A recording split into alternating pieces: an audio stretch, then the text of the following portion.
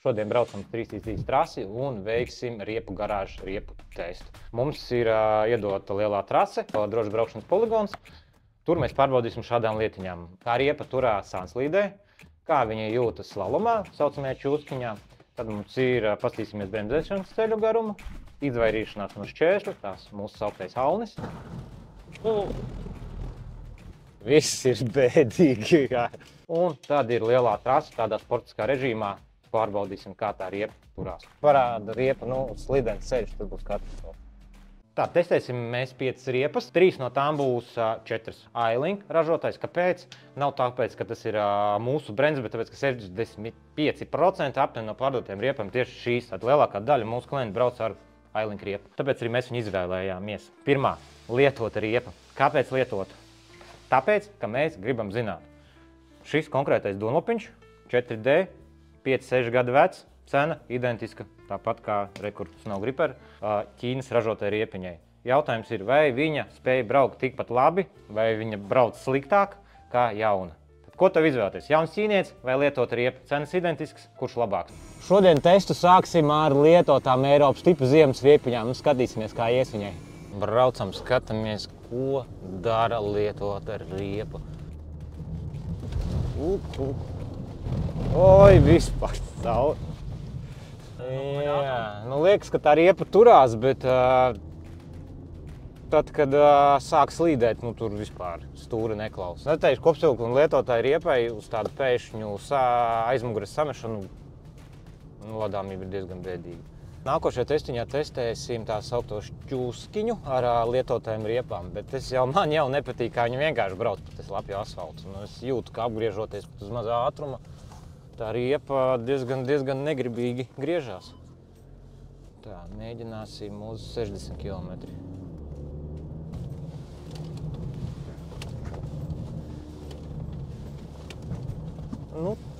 Nebija tik slikti, pat es teikšu, bet uz lēnāku ātrumu viņa kaut kā pat šābīgāk turās. Sliktāk šoferi vajag.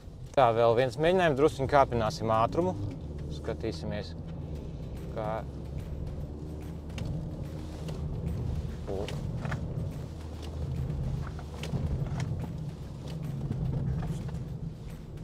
Turās labi.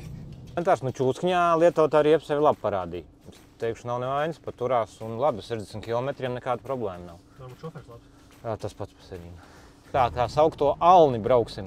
Izvairīsimies no āļiņa virs un nebrauksim.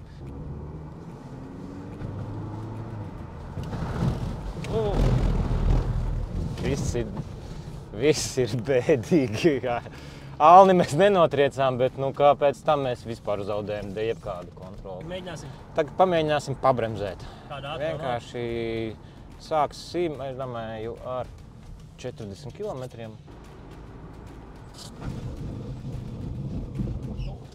Te var mierīgi. Tā stājās ļoti labi riepa.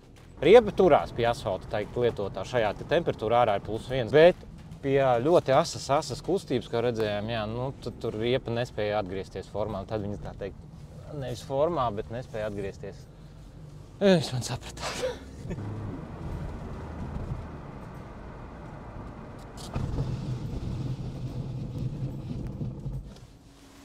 Toči. Tieši laukumiņš, lai no 60 nobremzētu. Tātad apstāties var no 60, riepa spēja apstāties tajā noteiktajā trīnieku laukumā. Nē. Oi!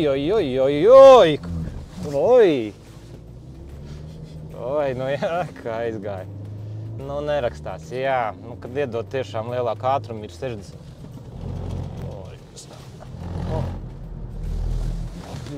Diezgan slīd ārā. Neteikšu, ka ļoti nav tā, ka nekontrolējam, bet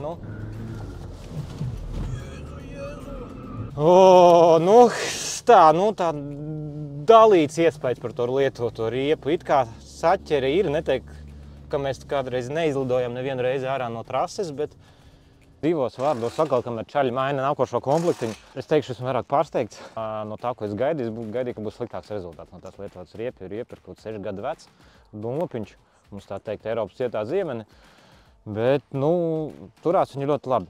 Tas, kad uz pirmo manevru viņa izvairīties spēja ātri noreaģēt, bet sāku atgriezties apakaļ kaut kur trasē, noturēties vai izvairoties no šķēršļa, apakaļ savā joslā, To nevarēs, bet pamatfunkciju viņi izpilda. Tas, kas ir vajadzīgs no šķēršļa, varam izvairīties, asi nomanevrēt, kādā ārkārtas situācijā varam. Bet, nu, tā automašīnu savākšana, tā jau uz katru, tā teikt, personīgo pieredzi tālāk jau. Un skilu, cik ļoti tu spēj savākt to autiņu. Nākošo mēs testēsim Ailink 868 modelīti. Viņš ir mīkstā tipa ziemas riepa, tā teikt, skandinālu. Es domāju, ka tur būs diezgan tāds vājš sniegums, jo šī riepiņa, nu, neteikt, ka tās plus 2 grādos būs tas labākais. Un viņa ir ļoti mīksta, jo ārā ir siltāks, viņa paliek mīkstāk, saķere arī nedaudz mazāk. Braucam un skatāmies. Brauksim virsū šķēršlim, kurš samet aizmugurējo mašīnas tiltu un mēģināsim izvairīties no ūdens trūklām. Šeit ātrums ir ap 30–35 km, lielāku tu nevar. 25–30 km/h, skaties, vai tu vari ierakstīties, ja tu neieraksties, samazina ātrumu. Tā arī darīsim. Bet ar to pilnīgi pietiek.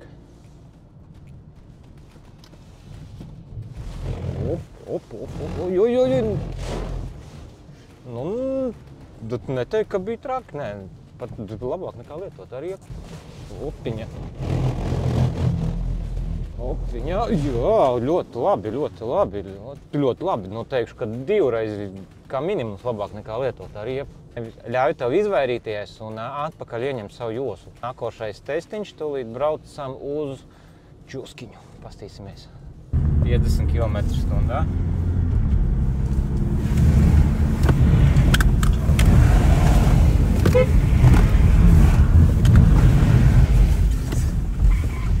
Tātad Čuskiņa numur 2 uz 60 km. Skatāmies, kas te notiek.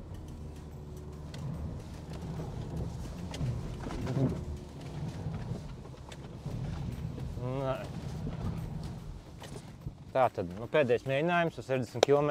Nu, mēģināsim izbraukt ar Čuskiņu.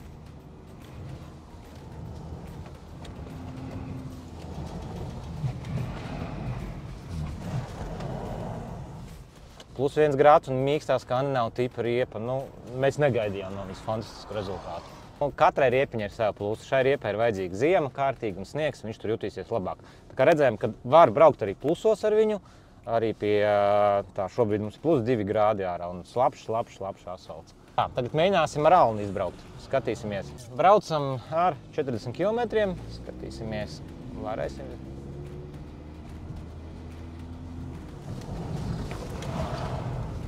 Ļoti labi, ļoti labi, ļoti labi. Alni mēs nenotriecām, bijām apakaļ savā joslā un noteikti, ka neizraisījām nekādas atdursmi ar pretīm braucošo. Ļoti labi. Atkal šeit šī riepa parāda sevi krietni labāk nekā lietotā. Protams, katrs kilometrs, ko tu pieliec klāt, ļoti maina to, kāds būs iznākums šim visam. Parīt tās. Fantastiski, nu ko tur. Tik draudzīgi un ļauj izmantot un testēt riepas. Un saku, braucam šeit, kāpēc ne? Forši cilvēki, trasi arī iekārtota ļoti labi. Nu, tas poligons, nezinu, kur tu vēl atradīsi šāda tipa trasīti.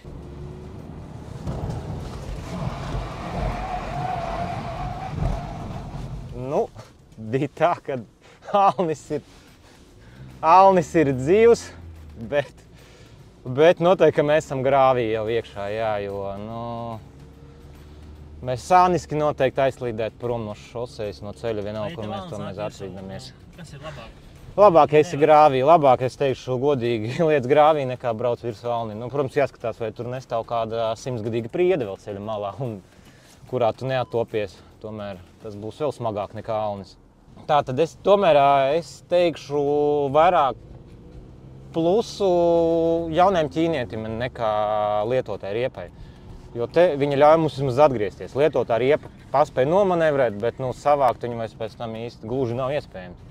Šī vismaz tev kaut kādu kontroli, nu, tā teikt, tad, kad tu esi izvairījies, viss paliek tavās rokās, cik tu esi prasmīgs stūrētājs. Stīsimies bremzēšanas ceļu 60 km, kāda ir atšķirība starp pārējām riepiņām.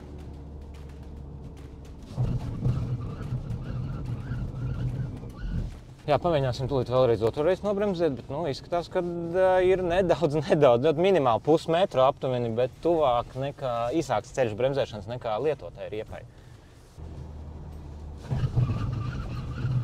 Opiņā, nu tagad mēs aizslīdējam vairākus metrus tālāk uz priekšu. Tā. Tur būs jātaisa arī trešais mēģinājums, jo tie abi diezgan atšķīrās, bet ātrums bija vienāds.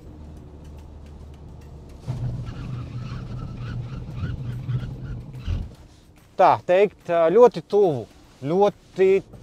Nu, tas viss ir vienam, varbūt līdz 2 metru intervālā. Tās bremzēšanas ceļš, tas nav tik ļoti izteikti kritiski salauzam konu strīniekiem. Viņi teica ļoti uzmanīgi, tikai nesabraucam viņus, bet nu, tur nebija baigi varianti. Tur bija vai nu alns, vai nu ponus.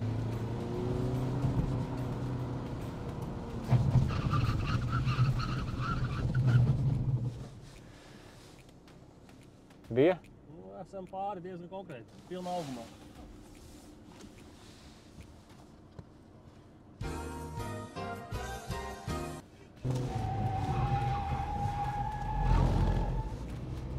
Nebūs kritiski mazāk, bet viņa līkumiņos tu īsti nespēja uzturēt nekādu ātrumu. Viņš uzreiz tā mašīna ļoti grib stākties.